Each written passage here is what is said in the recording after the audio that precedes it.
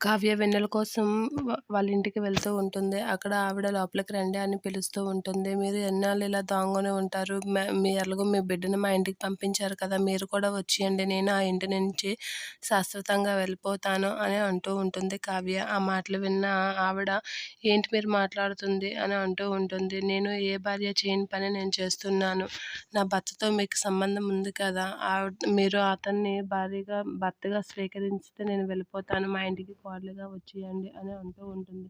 ఏం మాట్లాడుతున్నారు మీరు అని అంటూ ఉంటుంది. నేను రాజు భార్యని అని కావ్య అంటే, మీరు రాజు భార్య అయితే నాకేంటి, మంత్రి భార్య అయితే నాకేంటి, అసలు మీరు ఏం మాట్లాడుతున్నారు ఏంటి అని గట్టిగా అంటూ ఉంటుంది.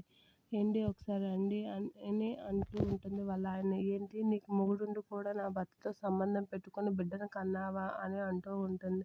ఆ మాటలకి నీ మొగుడు ఎవరితో సంబంధం పెట్టుకొని బిడ్డను కనడం నాకెందుకు, అయినా నువ్వేం మాట్లాడుతున్నావు అని కావ్యని గట్టిగా అడుగుతూ ఉంటుంది ఆవిడ.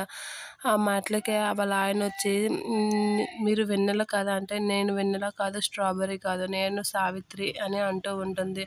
అవునా, పొరపాటు పడ్డాను, నేను వెన్నెల అని అడ్రస్ ఇదనే ఉంటే వచ్చాను అని అంటూ ఉంటుంది కావ్య. మీరు ఎన్నేళ్ళుగా ఇక్కడ ఉంటున్నారు అని అంటే, మేము 10 ఏళ్ళుగా ఉంటున్నాము, మా నాన్న ఈ ఇల్లు కొన్నాడు అని అతను అంటూ ఉంటాడు. ఆ మాటలకి సరేనండి, పొరపాటు అయింది అని చెప్పి కావ్య అంటూ ఉంటుంది.